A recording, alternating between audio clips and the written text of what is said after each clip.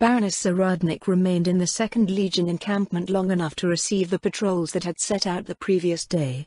She debriefed each group, including the Death Cavaliers participating in the exercises, collecting feedback on their experience and suggestions for its improvement. Based on those, potential amendments to the army's processes influenced by the integration of the new undead forces were constructed.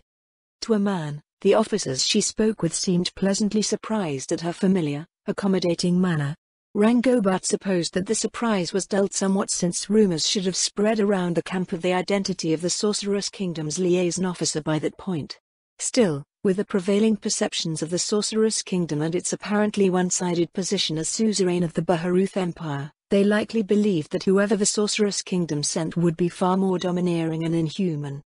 Rangobart continued to serve as her attaché, explaining aspects of the Imperial Army's practices and culture when she required it of him.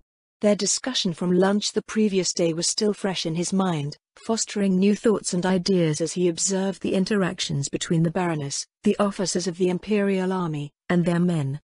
Being a student of the Imperial Magic Academy, Rangobart was transferred to the Imperial Military Academy to begin his officer's training after the promotional examination. So far, however, he found that those studies were not dissimilar to what he had undergone in the Imperial Magic Academy. In a word, he would say that it was functional, theories were put into practice and he was given a better idea of how mages fit into the grand scheme of things.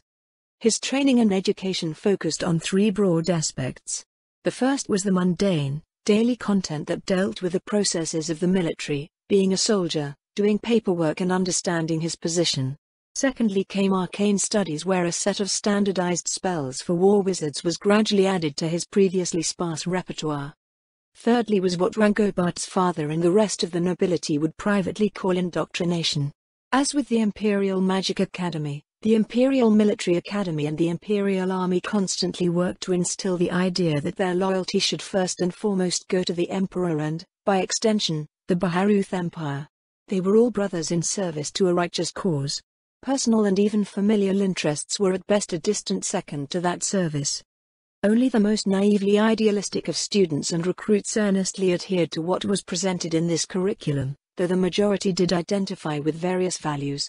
This was especially true of the martial nobility, which led to what Rangobart considered the first problem that should be tackled. Rather than a problem in itself, it was more a deficiency symptomatic of a broader issue that he was already vaguely aware of, but Lady Zaradnik had defined in more comprehensive terms.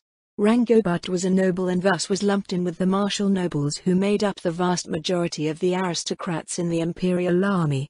They dominated the aristocratic culture of the Imperial Army, its martial traditions were forged in their image. Civilians, be they noble or commoner, worked to fit in, adopting their practices and attitudes. The army wasn't belligerent about it, in fact, they were inclusive in their generally brusque way. This inclusivity, however, only worked to reinforce the issue. In their eyes, you were one of them. Or at least would be, eventually. Most people were naturally obliged to reciprocate their presumably well-meaning efforts to turn strangers into comrades. It did help to build a sense of camaraderie, but its broad success in creating a military culture also created a sort of blindness when it came to addressing the needs of the few. As both a civilian noble and a wizard, Rangobart was served a double helping of this. He considered their attitudes towards personal achievement and honorable conduct a breath of fresh air from the heavily interconnected and often convoluted, murky workings of the civilian nobility. The emptiness when it came to being an arcane caster in the Imperial Army, however, was untenable. There was something important missing that no one had made any effort to identify and address. As a mage, one cast the spells expected of them and collected their pay. Well-compensated tools, as was so succinctly put. He did not fully understand the depth of this statement until watching Lady Zaradnik at work. The holistic way by which she approached everything seemed to defy the way that imperial nobles were taught to prioritize certain things over others. Everything was subject to her care, no one escaped her consideration. More than just a martial noble, she was a leader that weighed every aspect of command and the true needs of those who found themselves in her keeping. Though her efforts did not solely involve humans, it even extended to the undead and her enemies. Somehow, Rangobart thought that the best way to describe the emptiness that he couldn't quite qualify from before as a lack of humanity. In the Empire, this lack of humanity was actually the least pronounced in the Imperial army. It was commonly accepted as the norm in the Empire at large. All things in their nation were held to a cold standard, one fashioned out of technicalities and held physically tangible practicalities above all else.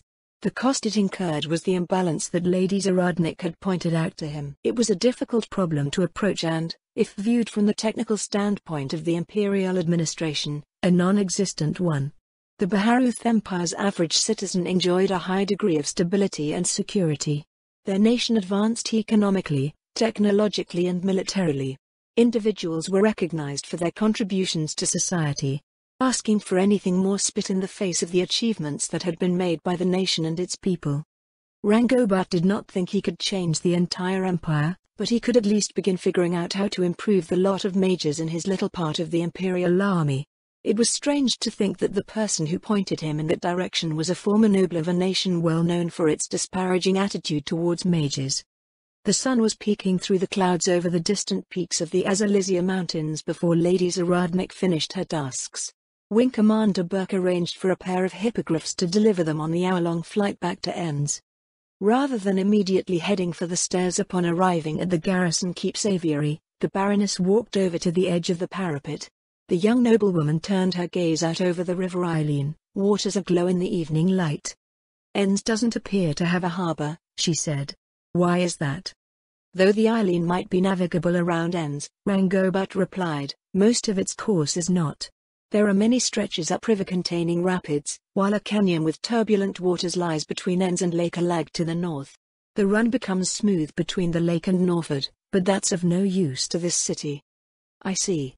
How does one usually reach the lands on the far bank? Those in Obereileen go west to East Estate. There's a bridge over the canyon for the road that goes up the spill which is employed by the frontier villages northwest of Enns. The Lords of Obereileen and Meterless Lane do have infrastructure planned for the river itself, however. They turned at the sound of the new voice. Rangobat raised his right hand in salute. Commander Enns, Baroness Zaradnik dipped her head in greeting.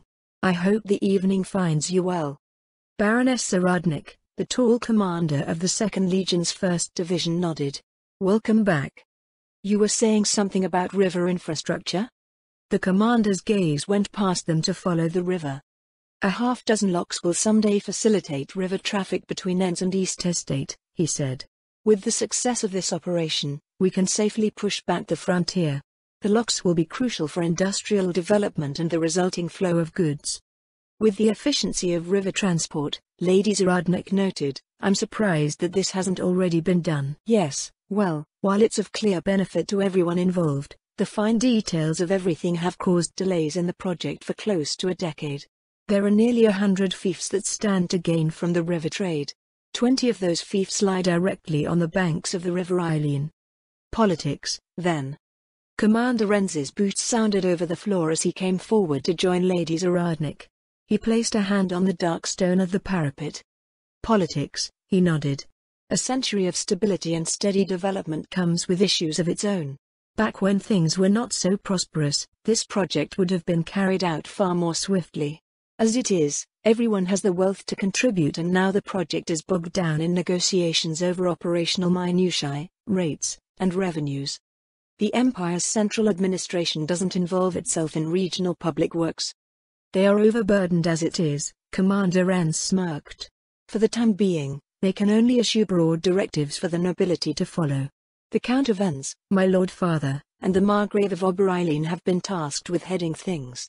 In all honesty, the two of them could do it themselves, but the Emperor commanded us to promote a sense of imperial solidarity with this project by involving our vassals. Listening to the conversation behind them, Rangobat shook his head. There were probably 12 major projects across the empire that were in a similar state. His father and brother often spoke of House Raborbad's problems with their own.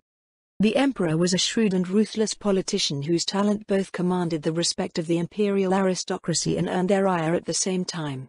Veiled behind the guise of a well-meaning and understandably popular decision amongst the common citizenry was one of the methods by which the emperor undermined the power and influence of the aristocracy. Without the emperor's intervention, what Commander Enns said was possible would have happened. Count Enns and the Margrave of Obereileen would have simply financed, constructed and operated the planned system of locks through the vassals with territories along the relevant stretches of the river. The emperor's order to promote imperial solidarity was effectively a license for vassals to oppose their liege. Everyone suddenly had a say and everyone wanted the biggest slice of the proverbial pie they could get. A painfully predictable quagmire ensued. Relations between members of the aristocracy were damaged and the attitudes of the common folk turned sour as progress and prosperity were bogged down by politics. Even when things were finally settled, commoners would question the outcome. They would wonder why their liege hadn't negotiated a better deal to broadly improve the quality of his subjects' lives and would scrutinize the outcomes, wondering what sort of underhanded and corrupt dealings went on to finally settle the matter and which nobles had benefited the most. The true winner in everything was the emperor and the central administration. By reducing the power and influence of the nobility and interfering in development that would further enrich them, the emperor bought time for the central administration to recover from his bloody purge and further entrench themselves. At the same time, he garnered the favor of the common citizens for his progressive decrees while also turning sentiment against the nobility for selfishly impeding them.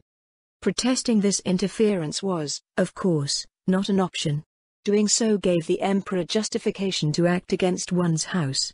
Nobles simply had to suffer the central administration sticking its nose in anything it deemed significant, playing the game that the emperor told them to. The martial nobility probably didn't even realize that they were being manipulated, steadfastly forging ahead in their stubborn and earnest way. Even if they were informed, they would probably consider such perceptions of the imperial throne treasonous sentiment. Rangobart silently wondered what Baroness Zarodnik thought of such ploys. It was entirely possible that she was unable to detect them. She was a martial noble, after all. "Shall we head down, my lady?" Commander Renz said after a few more economic and administrative topics unique to the region had been discussed. "The general and his staff will be gathering soon. We should have dinner before then." "Of course, Commander," Lady Zarodnik replied. "Have things remained as they were before my departure?" "As far as we know, yes," the commander said as he led them down the stairwell. "Unfortunately, things remaining as they were includes the lack of an effective plan for dealing with our adversary. And you? Has your time with the men offered any inspiration?" "It's been very enlightening when it comes to regular operations," the Baroness said. "I think your men will come to appreciate their new allies once our main adversary is vanquished. As for this dragon, I can still think of no straightforward answer within our power to employ." They reached the ground floor of the keep, heading out and across the yard towards the garrison's mess hall. Activity in the yard was limited, mostly consisting of soldiers headed in the same direction. Commander Renz gazed up at the flags fluttering over the walls as they made their way. "I see," he sighed. "It's strange, as horrifying as the result might be, this task carries with it a fresh feeling." "How so?" Lady Zarodnik turned a curious look at the commander. "The Imperial Army has always had a place when it came to the defense of the realm. It was derived from the way that the martial nobility of the past, and I suppose yourself in the present, functioned to defend their territories. Though we consider it a place of honor that is essential to the security of the empire, by and large we operate on a very broad and mundane level. The projection of strength through numbers, training men to a certain standard to meet the everyday needs of our lands. Beyond this threshold lay a place that has always been the purview of adventurers. Now, we find ourselves in a position where our dependency on those who have stepped beyond the realm of the common man will not avail us. The Second Legion now stands where heroes and legends should rightly be. Do you consider this a good thing or a bad thing?" "I'm not sure," Commander Renz admitted. "It just is. More than anything else, it is a reminder. Those who utilize their strength for selfish pursuits, adventurers, workers, arena champions and others like them, can only be trusted so far as their personal interests are served. When calamity comes calling, they are likely to flee. In the end, it is the Imperial Army that will stand in defense of the Empire. We must learn how to fight these battles that we have for so long left to those beyond our authority." "It seems that you've found your resolve," Lady Zarodnik said. "But we still have our work cut out for us." "That we do," grim determination filled the commander's expression. "But our success will pave the way for a stronger empire." "Sora Burbad, how are you holding out?" Rangobart glanced around the mess hall after Commander Renz asked his question, making a show of working down a mouthful of his supper. Perhaps his caution was a force of habit from his days at the Imperial Magic Academy. The cafeteria there was suspiciously reminiscent of those found in the Imperial Army's garrisons, which he decided at some point was done on purpose. While one rarely had to worry about being poisoned in the Imperial Magic Academy, dangers still abounded. The school was a concentration of every major and minor faction in the Baharuth Empire, and one never knew who would be listening to conversations over lunch and in whose hands any information discussed would end up. Worse yet, it was filled with young scions who were inexperienced in the ways of politics and intrigue, so things could potentially go any which way. The Imperial Army was not as chaotic and vicious as the circles of civilian society, at least as far as he had heard and seen, but Rangobart supposed that things could still happen. Baroness Zaradnik had quickly finished her dinner and went to attend to something, bidding Rangobart and Commander Renz take their time and enjoy their meal. Unfortunately, it was decidedly difficult to relax while sitting across from a division commander who was now striking up a conversation with him. Technically speaking, the last few days had seen him attached to someone who potentially had more authority than anyone in the Baharuth Empire, but she never gave any indication that she would exercise it. As a result, Rangobart felt more like a footman or butler attending to an influential noblewoman instead. This was a role that he comfortably fell into, as spares often went to serve in the households of other noble families and received the requisite education. Similarly, everyone around her slid into their own familiar and comfortable patterns. The officers from the martial nobility treated her as one of their own. She was turning into some sort of icon amongst the soldiery at large. Any distinctly non-imperial mannerisms were considered an exotic flavor that made her all the more attractive. He was under no illusion that it wasn't the result of some mysterious calculation or feminine intuition or both, but that idea made everything seem even better somehow. After settling on how he would reply, he washed his food down with a cup of squeezed rain fruit. Better than if I was escorting one of the undead around, sir. I think the entire army thought we would be answering to an elder lich or something worse before we had any details. That's true, Commander Renz chuckled, settling back into his seat. It seems strange coming from a commander, but it's amazing how much of a difference one person can make. I've read the reports from the camp. We went from preparing to bend under the sting of a taskmaster's whip to happily welcoming the undead into our ranks. The clergy here in the city temples are suffering from apoplexy at the news. The rest of the command staff are wondering what sort of magic she's been working on the men. Would it make any sense if I said that she's just acting normally? Rangobart asked. She even feeds people that come around during mealtime. Commander Renz nodded at his words, reaching out to cradle his mug in his hands. His index finger tapped lightly against the metal rim. So even in the unfathomable sorceress kingdom, a noble is still a noble. Yes, sir. Well, I guess everything makes sense, then. If I may ask, is it like this whenever there's a noblewoman in a company? They each have their own style, but, in a word, yes. Even that Bitterrock Bruise was the darling of her family's domain before she got cursed. It only makes sense, a woman from a martial house who decides to take up arms instead of settling down as soon as they come of age is always going to be hellishly strong. In every generation since the Empire's been the Empire, they've been the goddesses of victory that we've naturally rallied around. So his thoughts of the past few days were correct. The reactions and behavior he observed were deeply ingrained elements of the Imperial Army's culture. Even without that background, a powerful, attractive woman held an undeniable allure in a world filled with enemies who only answered to force. So, what are you going to do about what your family put you up to? Rangobart's mind froze at the commander's question. He shifted uncomfortably and glowered down at his plate. Commander Renz only wore an amused smile. Did my brother show up again? Rangobart asked. I apologize for the imposition if he did. I haven't seen neither hide nor hair of him. Once I told him you had been assigned as an attaché to Lady Zaradnik, the commander replied. That probably doesn't improve anything on your end, though. He wasn't sure if there was anything that he could do. Letting Lady Zaradnik know why he had been assigned as her attaché certainly left him free of any feelings of guilt, but, at the same time, the Baroness showed no real indication of interest. If anything, she only cared for her duties and invested all of her time and effort into fulfilling them. Free time was time to do more work, and casual conversation revolved around work-related topics. Even so, his family expected results regardless of reality. Rangobart looked across the table at Commander Renz. You're a spare, too. Has this ever happened to you? I wonder, The commander's smile turned evasive. Housen's is already about as wealthy and powerful as it can get without sticking out too much, so certainly nothing as aggressive. Though once I made commander and was granted a title, the marriage offers sure started piling up. Opportunities are to be seized, or so they say. What did you do? I got married, Commander N smirked. It never stops if you don't, just ask Count Anok. Better to accept the best match you can get and do your duty. The sound of the bell from the garrison's temple drifted through the window, ending their discussion without a resolution to Rangobard's problem. He followed Commander N's back up to the second floor of the garrison keep. Many members of the 2nd Legion's general staff were already assembled in the central hall. Rangobard made his way over to stand beside Baroness Saradnik. General Carbane arrived at the last, sparing little time for pleasantries. Welcome back, Lady Saradnik.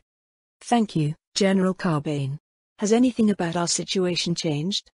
If you're referring to word reaching our adversary, General Carbane replied, it doesn't seem to be the case. Our scouts have noted no movements from the interior suggesting that the Viridian Terror's minions are being dispatched to confirm what's going on out here. As for any progress we've made with planning. The general gestured at the map on the table, which was now littered with markers and sheets of paper filled with notes and numbers. Lady Saradnik leaned forward as she examined the disposition of forces. This timing seems rather convenient, she said. Our operation was purposely timed so that the option was available, General Carbane corrected her. The tribute to the Viridian Terror always comes after the autumn harvest has been settled and the type of treasure that she prefers has been gathered. Does she always come out to observe the delivery?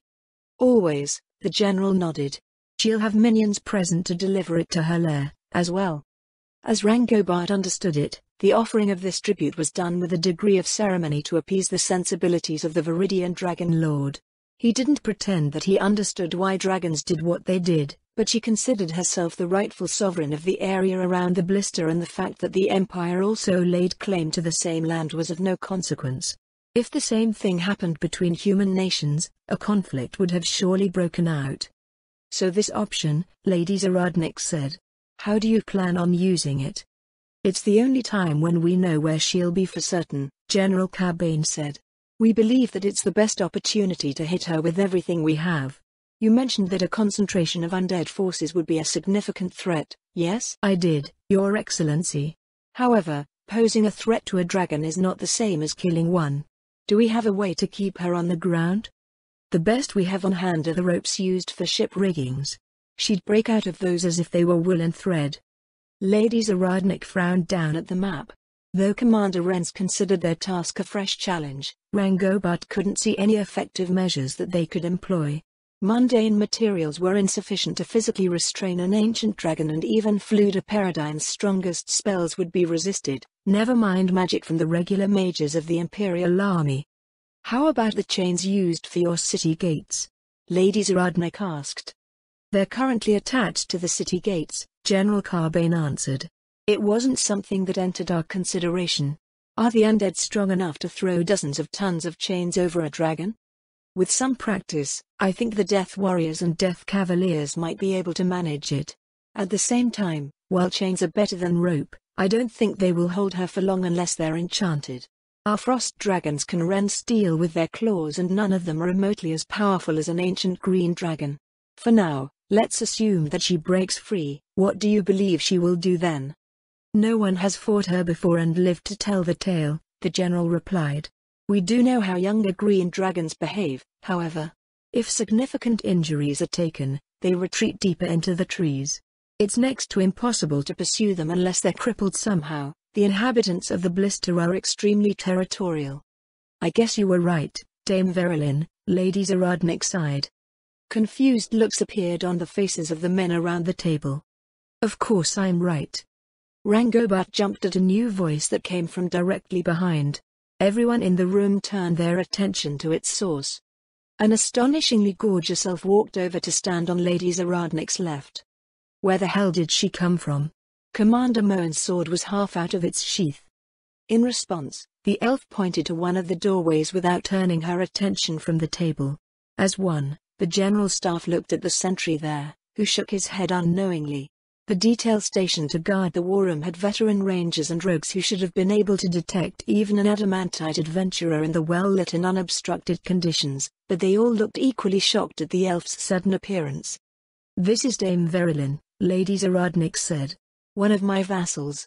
My apologies for the abrupt introduction. She arrived mid-discussion, so I thought to introduce her at the next opportunity." Rangobot glanced over at the new arrival. Since she was styled Dame, it should mean that she was a true knight, but does the Sorceress Kingdom grow beautiful women? Do they pop out of the ground one after another? He had seen his fair share of attractive women, but, despite being an elf, Dame Verilyn eclipsed nearly all of them without contest.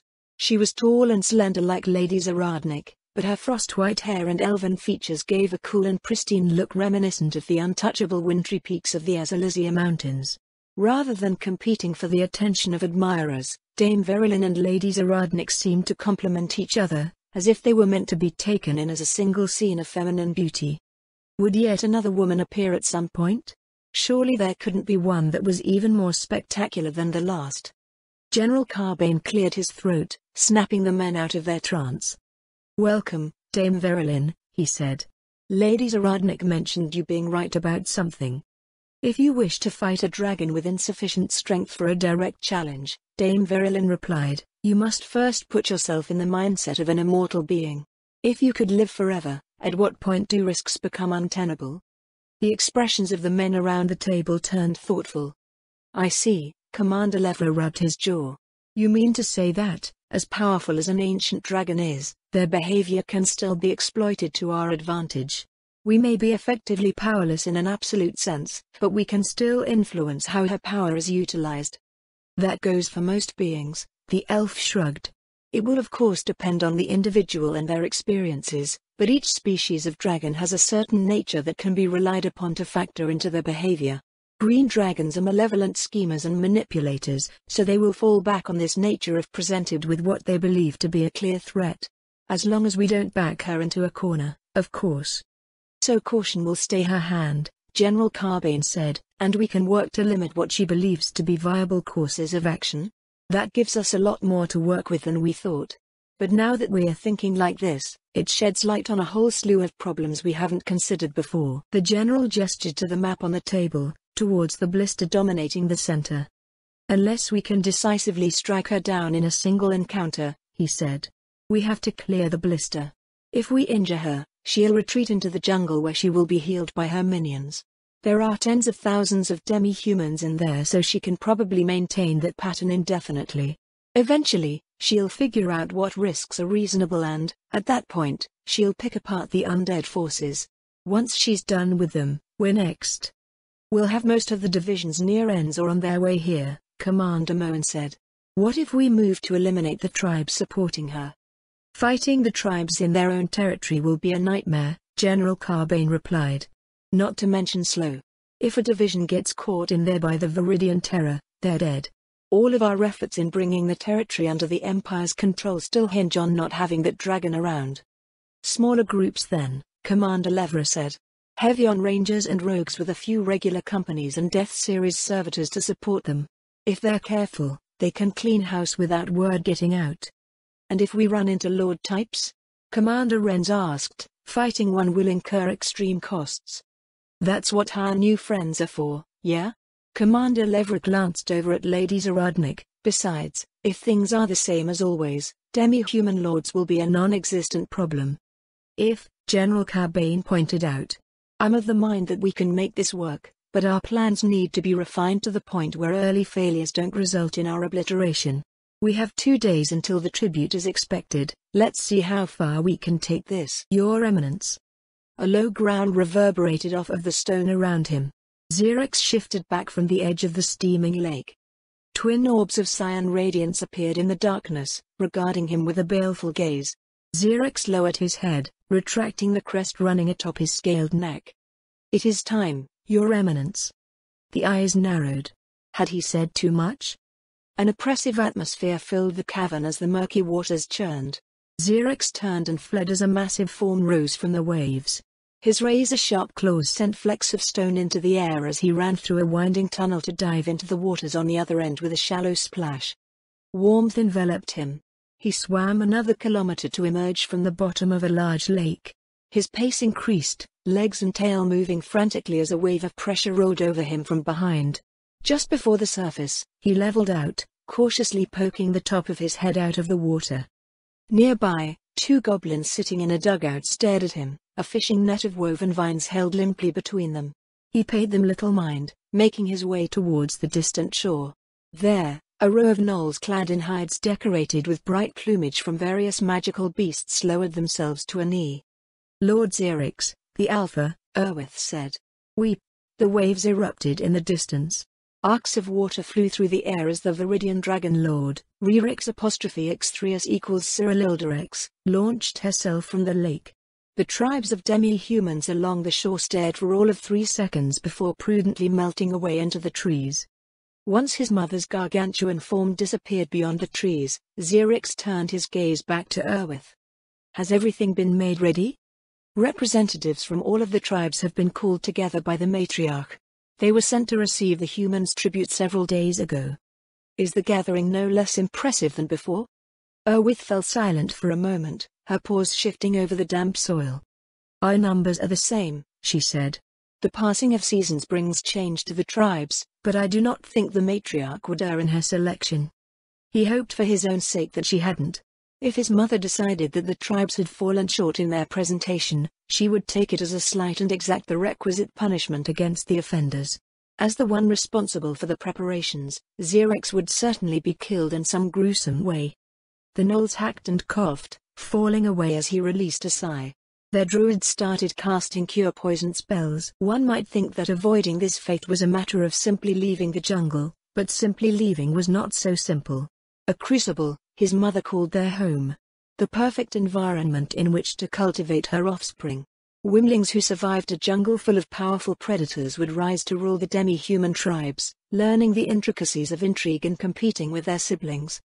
Rerix X3S did not prevent her children from leaving, but the human empire that surrounded the jungle and patrolled the skies did. And, so, Xerix and his broodmates acted according to their mother's wishes, growing up to become good and proper green dragons. Those who didn't were simply killed by the rest. One played the game, or they died. As a final test, they were driven out before reaching adulthood. Xerix wasn't sure how many survived this graduation, as those who did would strike out into the world to establish their own proud domains, never to return. Being the next in line to leave, Xerix was naturally the strongest and most cunning of the young green dragons in the jungle. This, unfortunately, meant that he was also in charge of receiving the humans' tribute. It was a stressful time when he could only wish that he could go back to more enjoyable activities such as plotting the downfall of his siblings and claiming their hordes as his own. Xerix took wing, lazily circling over the lake until he crested the emergent layers of the jungle. Several kilometers away, at the base of an obsidian cliff, he found his mother feasting on a freshly slain gigant basilisk. Alighting nearby, he eyed the ancient dragon warily. She was over 4 times his 7-meter length and dozens of times his mass. A single snap of her tail could probably end him in an instant. "Your Eminence," he said. "The Gnoll matriarch has gathered the delegation." The sound of tearing flesh and snapping bones was the only reply. The odor of the gigant basilisk's poisonous blood suffused the air as his mother continued to gorge herself on the magical beast. With some annoyance, Xerix realized that it was one that he had planned on using against his siblings in the nearby territories. Had his mother killed this one on purpose to make things more interesting? A mature gigant basilisk was close to a match for a new adult dragon, so she may have decided that it was an inappropriate tool in the struggles between her children. Time went on and carrion birds gathered overhead. A family of brightly plumed venomous raptors poked their heads out from behind a fallen log, seemingly anticipating a free meal once the ancient green had sated her hunger. Wisps of poisonous, green gas rose in the air as Rerix X3S belched in satisfaction. She finally turned her attention to him. "Has the tribute increased?" "Aye." How could he know the answer to that? It wasn't as if the humans came and delivered some sort of notice beforehand. His mother narrowed a critical eye at him. Her scales rippled in disappointed disgust and Xerix racked his mind for an appropriate answer. "The humans grow more numerous every year," he said. "That should mean that their tribute should proportionately increase, yes?" That seemed a reasonable response. When his mother had first imposed her demands on the humans, she had settled on a mere 0.25% of their production, which was to be paid following their autumn harvest. While it felt a piteous amount, humans were a race that seemed to expand without limit yet remained manageably weak. As they invariably grew, so did the tribute, which was small enough that the humans simply agreed to hand it over without a second thought. Xerix and the rest of his siblings considered it an inspired notion and sought to emulate their mother's successful establishment of recurring revenue with the tribes under their rule. There were gems and precious metals aplenty in the ancient volcanic formation, so everyone built up very respectable hoards, for young dragons, at any rate. They plotted raids and took great delight in waging proxy wars, plundering the wealth of the tribes and fellow dragons alike. "Is that all you can think of?" Xerix blinked. His mother snorted in derision. "You are an idiot."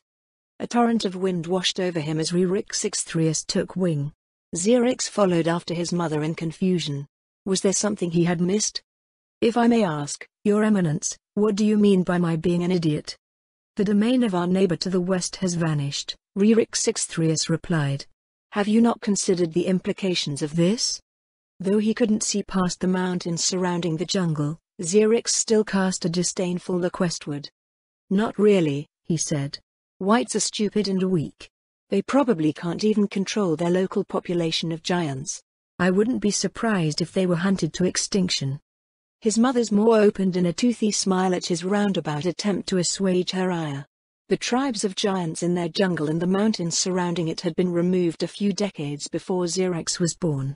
It was Rerix who had personally seen to their extermination, and she considered it one of her greatest achievements. "You were right about some things and wrong about others. Perhaps you are yet too young to understand. The fall of a great power foments the rise of new powers. Who will fill the void left behind?"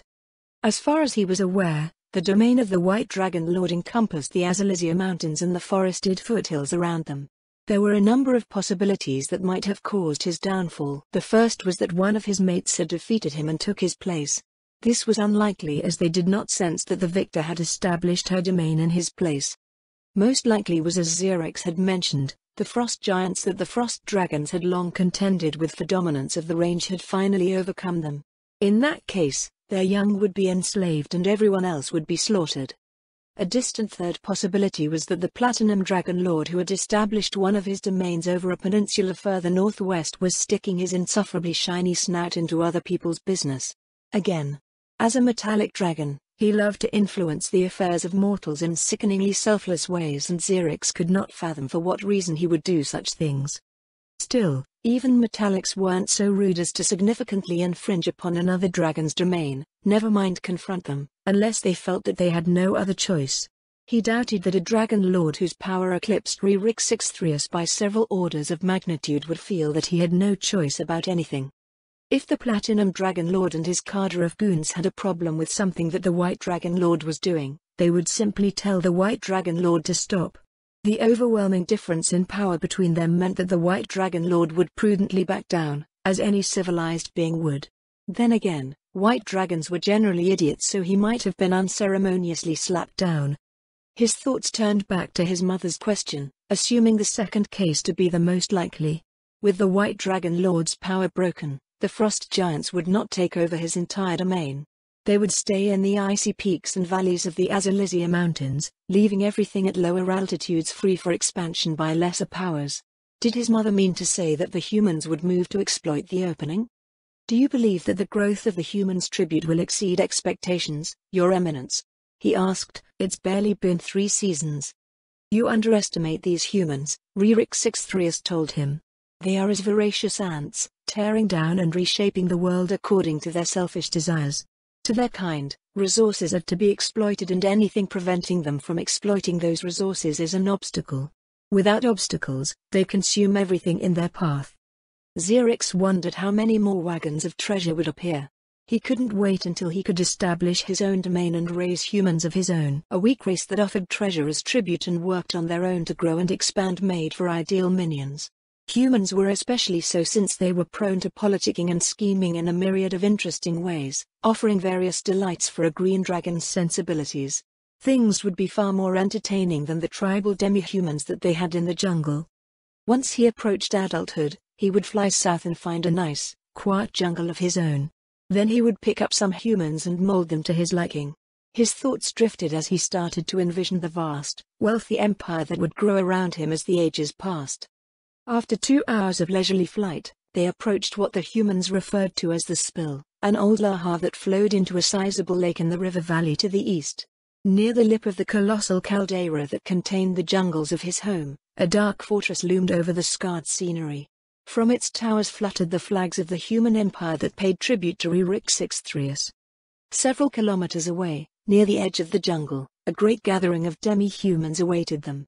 Xerix chuckled to himself as the shadow of the Viridian terror crossed over them. They scattered in all directions, helpless before her frightful presence. He had just come to harness this power, but, eventually, he would grow strong enough to inspire such overpowering dread as well. He landed on a rocky outcropping and watched as the Viridian Dragon Lord awaited the return of her minions. Her eyes narrowed in pleasure as they came back with trembling steps, backspent under the aura of her matchless might. Of the demi-humans chosen, there were dozens of strong gnolls, trolls, ogres and hundreds of goblins to help bring in the tribute. Several of the other races living in the jungle had been brought out in the past, but they proved themselves poorly suited to the dry, flat and open terrain or were too stupid, clumsy or a combination thereof. Xerix yawned as Ryrix continued lording over the delegation of demi-humans, eyeing the entrance of the distant fortress down the slope. When the sun reached its zenith, the gate finally opened and a long procession of wagons trickled out. By the Viridian Dragon Lord's decree, the wagons were to arrive uncovered so that she could watch the delivery glitter in the sun. Xerix's nostrils twitched as he watched the shimmering line of vehicles laden with gold coins, precious ores, gems and jewelry made their way towards them. 10, 20, 30, 40. There didn't seem to be that many more than the previous year. Had her mother overestimated the humans? No, that couldn't be. She was over 4 centuries old and she had settled amidst the humans sometime after reaching adulthood, so she was well aware of their capabilities. The humans had either encountered opposition to their expansion, or they were trying to deceive her. He glanced towards the Dragon Lord. She must have surely noted the same thing. Ryrix's tail twitched in displeasure as the procession reached them and a human male in vibrant garb came forward to genuflect before her. The man was Count Enz, the third Count Enz in Xerix's recollection, who was markedly shorter than those who came before. "Your Eminence," he intoned. "In accordance with the pact of old, we present to you our appreciation for your benevolence. Long may we prosper under the auspices of undeniable power and wisdom beyond our mortal comprehension." The wind swept over the landscape in the wake of Count Enz's words. Beads of sweat formed over his brow as the Viridian Dragon Lord scrutinized the train of wagons behind him. "Are you sure this is all?" "Why, Your Eminence? Have the lands bordering your territories not changed? Surely your empire has taken advantage of this." Even from where Xerix was perched, Count Enz's swallow was audible. It is true that the situation in the west has changed, Your Eminence," he said, "but our investments have not manifested any tangible benefits yet. It is our hope that gains may be realized soon." While he wasn't very good at reading humans, Count Enz did not appear to be lying. Ryrix fixed the human with a cold stare. A terrified wail drifted into the air as the human lord crumpled into a quivering ball on the ground. The dozens of humans driving the wagons scattered and fled. The Viridian Dragon Lord watched them for a time before releasing a snort. "Bring this over to the main lair," his mother told him. "I shall await its arrival there."